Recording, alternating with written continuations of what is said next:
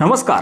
बीडच्या मसाजोगचे सरपंच संतोष देशमुख यांच्या हत्या प्रकरणामुळे राज्यातल्या राजकारण दिवसेंदिवस तापत चाललं आहे. सरपंच संतोष देशमुख यांना न्याय मिळवून देण्यासाठी सर्वपक्षीय नेते एकत्र आले असून या प्रकरणात मंत्री धनंजय मुंडे यांच्या राजीनाम्याची सातत्याने मागणी करत आहेत.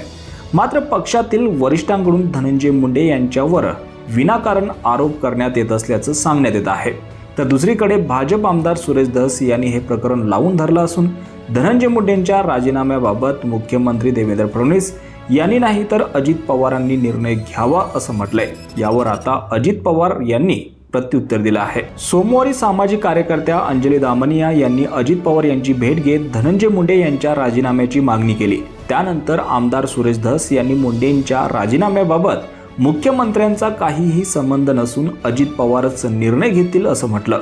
मुख्यमंत्री देवेंद्र फडणवीस यांच्या भेटीनंतर सुरेश धस यांनी हे विधान केलं होतं.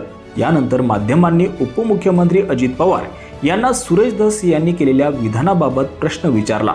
त्यावर बोलताना सुरेश धस यांना काय वाटतं त्याच्याशी माझं काही घेणं देणं नसल्याचं अजित पवार यांनी म्हटलंय.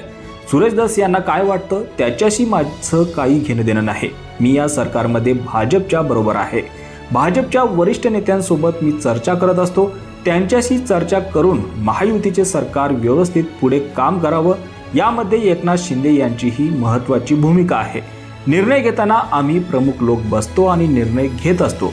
वेगवेगळ्या पक्षातले खालचे कार्यकर्ते बोलायला लागले तर त्याला काय अंतच राहणार नाही. त्या संदर्भात जी काही भूमिका असेल ती अमित शहा, देवेंद्र फडणवीस, चंद्रशेखर बावनकुळे सांगतील हे बरोबर आहे ना असं अजित पवार यांनी म्हटलंय. तर आरोप झाल्यानंतर तुम्ही पण 72 दिवस मंत्रिमंडळातून बाहेर होता असं पत्रकारांनी म्हणताच माझी गोष्ट वेगळी आहे असं अजित पवार यांनी म्हटलं. माझ्या वेळेस जी काही घटना घडली त्यावेळेस मला असह्य झालं म्हणून मी राजीनामा दिला. आता चौकशा सुरू आहेत. दोषी कुणीही असलं तरी त्याला पाठीशी घातलं जाणार नाही. त्यावर कारवाई केली जाईल असं अजित पवार यांनी म्हटलंय.